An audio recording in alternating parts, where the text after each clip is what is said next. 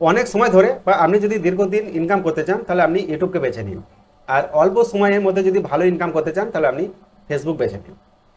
এবার আপনি একই ভিডিও দিয়ে দুই প্ল্যাটফর্ম থেকে যদি ইনকাম করতে চান তাহলে অবশ্যই আমরা কিছু টেকনিক ব্যবহার করতে হবে। তো আজকের আমি এই ভিডিওতে যে কথাগুলো বলবো যে কোন ভিডিও কোন প্ল্যাটফর্মে খুব ভালোভাবে চলে।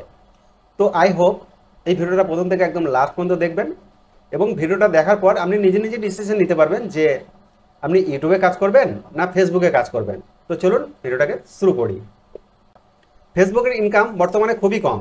এবার আপনার ভিডিও যদি মানসম্মত হয় তাহলে সেই ভিডিওটা ফেসবুকে ভাইরাল হয়ে যায় খুব অল্প সময়ের মধ্যে। এবার ফেসবুকে থেকে ইউটিউবের ইনকাম অনেক বেশি, কিন্তু ইউটিউবে ভিডিও র্যাঙ্ক করাতে অনেক সময় লাগে। কারণ ফেসবুকের মতো ইউটিউবে ভিডিও তাড়াতাড়ি ভাইরাল হয় না, ইউটিউব ভিডিওতে ভিউ আসতে অনেক সময় লাগে। ফেসবুকে যেমন ভিডিও খুব তাড়াতাড়ি ভাইরাল হয়, প্রচুর পরিমাণে ভিউ চলে আসে, কিন্তু ইউটিউবের ক্ষেত্রে এটা হয় না। ইউটিউবের ভিউ আসতে অনেক সময় লাগে এবং যত সময় যেতে থাকবে ইউটিউবের ভিডিওতে ভিউ আসতে থাকবে। তো ইউটিউব ভিডিওতে ভালো ভিউ আনার জন্য আপনাকে ভালোভাবে এসইও করতে হবে। তো কিভাবে ইন্টারনাল এসইও করতে হয় এই ভিডিওর ডেসক্রিপশন বক্সে একটা ভিডিওর লিঙ্ক দিয়ে রাখছি। আপনাদের যদি মন চায় তাহলে সেই ভিডিওটা দেখে আপনারা এসইও কীভাবে করতে হয় সেটা শিখে যাবেন। ফেসবুকের ইনকাম যত তাড়াতাড়ি শুরু হয় সেই ইনকাম কিন্তু আস্তে আস্তে কমেও যায়, কিন্তু ইউটিউবের ক্ষেত্রে এটা নয়। ইউটিউবের ইনকাম শুরু হতে অনেক সময় লাগে, কিন্তু যত সময় যেতে থাকে ইউটিউব থেকে ইনকাম বাড়তেই থাকে। ফেসবুকের কোনো ভিডিও যদি মানুষের পছন্দ হয় তাহলে মানুষ কী করে, বন্ধু বান্ধব আত্মীয় স্বজন এবং আদার্সের মাঝে সেই ভিডিওটাকে শেয়ার করে দেয়। এর ফলে অল্প সময়ের মধ্যে সেই ভিডিওতে প্রচুর পরিমাণে ভিউ চলে আসে এবং প্রচুর ফলোয়ার্সও কিন্তু গেইন হয়ে যায়, কিন্তু ইউটিউবের ক্ষেত্রে এটা হয় না। যদিও শেয়ার অপশন আছে কিন্তু এখান থেকে শেয়ার খুবই কমই হয়, তাই ইউটিউব ভিডিওতে আস্তে আস্তে ভিউ আসে। এবার কিছু সমস্যা নিয়ে কথা বলি।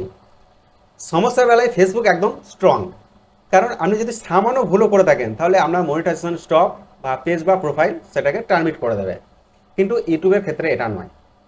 আপনি যদি ইউটিউবে ভুল করে থাকেন, আপনি যদি কারো কপিরাইট কন্টেন্ট বা মিউজিক ভিডিও বা আদার্স প্ল্যাটফর্মের ভিডিও যদি আপনি ব্যবহার করেন তাহলে আপনাকে ওয়ার্নিং দেবে।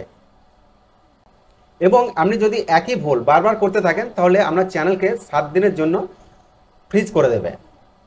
তারপরে যদি আপনি ভুল করতে থাকেন তাহলে আপনার চ্যানেলের যে মনিটাইজ সেটাকে অফ করে দেবে। মেন কথা হলো ইউটিউব হঠাৎ করে আপনার চ্যানেলে মনিটাইজ বন্ধ করবে না, আপনাকে মোটামুটি 3 থেকে 4 বার সুযোগ দেবে সেটাকে ঠিক করার জন্য।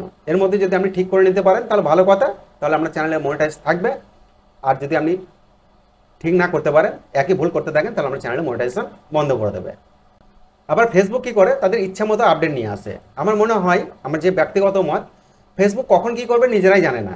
এই জন্য ক্রিয়েটারদের কিন্তু ঝামেলা বহন করতে হয়। ক্রিয়েটারদের কেন ঝামেলা বহন করতে হয়, ফেসবুক কখন কি আপডেট নিয়ে আসছে সেটা একজন ক্রিয়েটার ভালোভাবে বুঝতে পারে না, তাদের প্ল্যান কী, সেজন্য তারা টার্গেট অনুযায়ী কিন্তু কাজও করতে পারে না।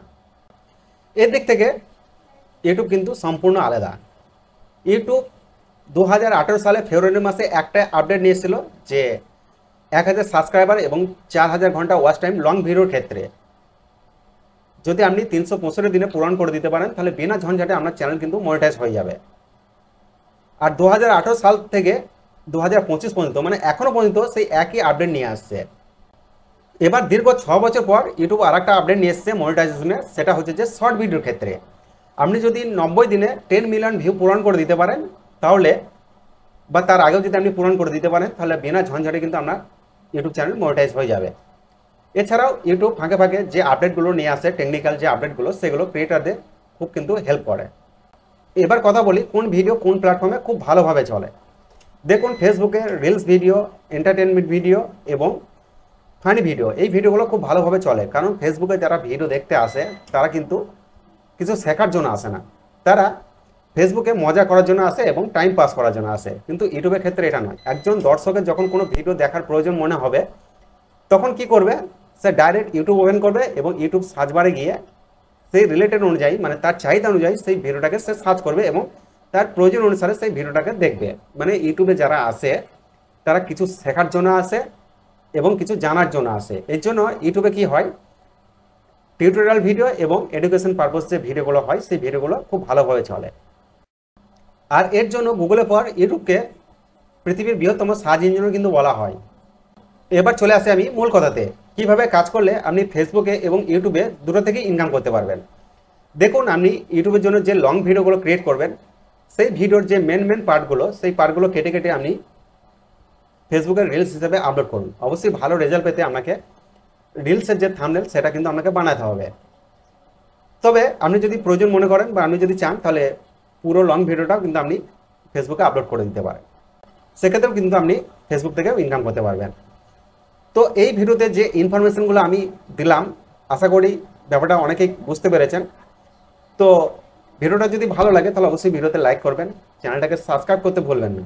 আর আপনাদের মতামত জানার জন্য আমার ভিডিও কমেন্ট সেকশন খোলা রয়েছে, সেখানে কমেন্ট করে জানাবেন। সঙ্গে আমি ছিলাম রবীন দিবা। ততক্ষণ সবাই ভালো থাকুন, সুস্থ থাকুন।